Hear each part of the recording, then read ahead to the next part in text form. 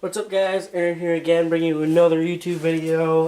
Today was recommended by my friend Zach. I asked him, do you have any ideas for YouTube videos? I need an idea for another video.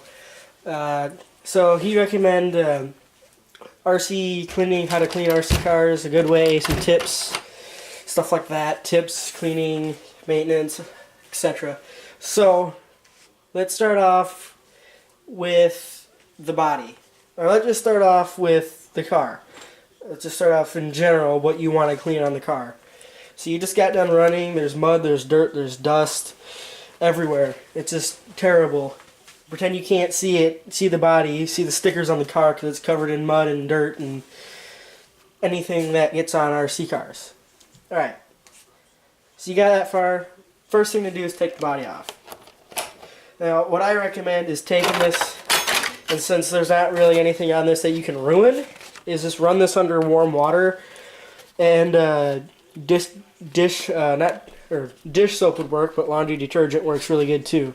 Just get all of it off and let it sit and dry until it's let it sit and dry until it's ready to be put back on. All right, the car. Obviously with the car you don't want to get too much water on the electronics. Even though it says waterproof, it's best just to keep as much water away from the car as possible. Especially with nitro engines. You don't want any water getting into your exhaust or into your car, but can get in the engine and cause issues. Excuse me.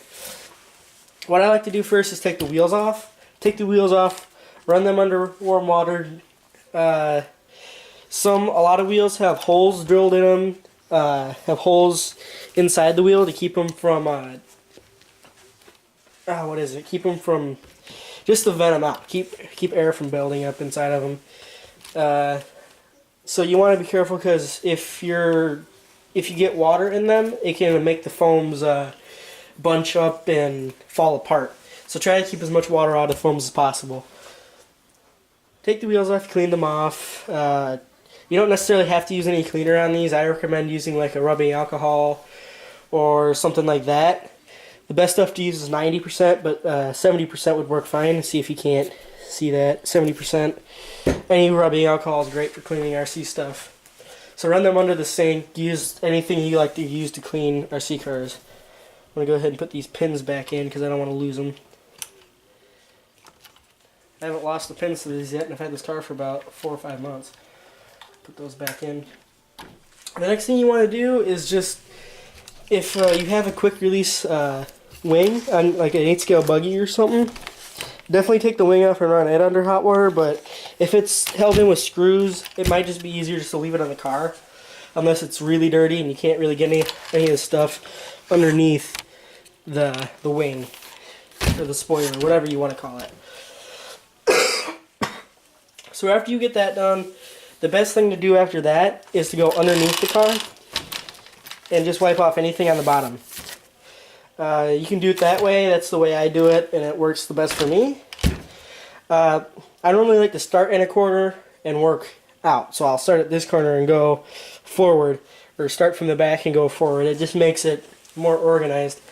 But a good thing to use is paper towels or something like a rougher rag. It is an RC product, not car, so you don't really have to worry about having a soft rag to keep things, to keep from scratching parts, because it's an RC car. There's not really much in here that's going to get scratched with a rougher rag like this, but these work fine. If you're working with a lot of chemicals and stuff and it's really dirty, I forgot to mention this before, is it helps to put it under some sort of towel. So with the car out of the way real quick, here's my towel. Especially if you're running in wintertime and there's a lot of water outside, putting it on a towel really helps, because it takes up a lot of the moisture. It won't get rid of all the moisture that goes on your table, but it definitely helps. Because then if you spill something, it'll soak it up too. Just make sure it's not something nice. Make sure it's like a shop towel or something that you can get dirty and you won't get yelled at by your mom and dad if you live with your parents.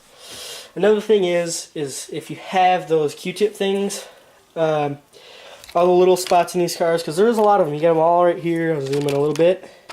You got them all here, all under here, throughout, where it's kind of hard to get your hand in to do any cleaning. Some Q-tips and some just any cleaning solvent will work. Any cleaning chemical will clean it. Just make sure you don't leave rubbing alcohol on there or something. It won't stain it or anything. It'll just leave water spots, like it'll evaporate. It won't evaporate cleanly. Like if you spray water on a mirror and wipe it off, it won't. It'll evaporate and leave water spots everywhere. It kind of does that. It doesn't really look very good. So make sure you wipe off all the rubbing alcohol. After you get all the car clean, you want to use some sort of oil for all of the, like all the dog bones and drive shafts and all these little things. Something like WD-40 or an oil to keep them from rusting. If you ran in a dry climate or run in a place where there's not much water, like here, if I ran in rain, I'm going to want to take all the links and stuff and spray them with some sort of oil to keep them from rusting and binding up in the next time I drive. But if it didn't rain and I don't have any water on it, I don't really use that. I'll put them on the drive shafts just to get any dust out. But if it's not wet out, I generally don't do a lot of WD-40. After you did that, wipe off anything that dripped on the car. It just makes it look better. And the next thing you want to do is go to your engine. If you have nitro. Nitro is a lot higher maintenance. One thing you want to do is you want to take your glow plug out, pull the pull starter without the glow plug in, and just get any of the old fuel out. Something nice to have, and it's kind of a mandatory thing to do to keep your engine lasting longer, is to put after-run oil in it. Keeps all the keeps it lubricated for long storage, and it keeps all the water from getting in there and messing up, corroding the inside of your engine. You definitely don't want corrosion inside your engine. Definitely shortens its life or just kills it there on the spot if it's bad enough. I haven't had it bad enough. I just had engines get their life shortened. Next thing you want to do is pick some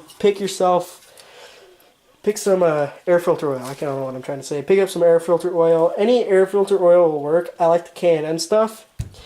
And not on the outer filter, but on the inner filter where it's all red. I'll take this off here for you guys real quick. If I can, it's stuck on there. There we go. All this red is that air filter oil. You want that on there because this doesn't filter out all the dust. The foam won't filter out all the small particles and stuff. It'll filter out most of it, but the air filter oil keeps the rest of it from going in. And you can tell if you run in dusty climates or dusty areas, like pretty quickly. Sorry about that. You can tell pretty quickly when you've been running in dust and stuff that you've been running in dust because it gets all black and dirty. So run this under hot water, squeeze it out. I use soap, but the thing is with using soap or something, you have to get all the soap out. If you don't get all the soap off, it might go into your engine if it's bad enough, but if you get most of it out, like get as much of the soap out as possible as you can. I don't recommend it. I do it only when it's really bad, which is not very often.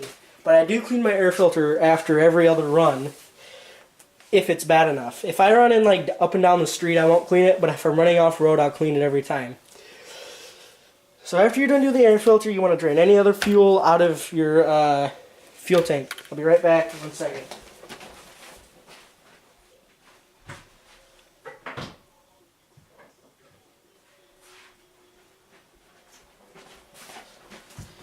One thing you do not do is take the fuel out of your fuel tank or out of your dispenser and put it back into the gallon or quart of fuel you have.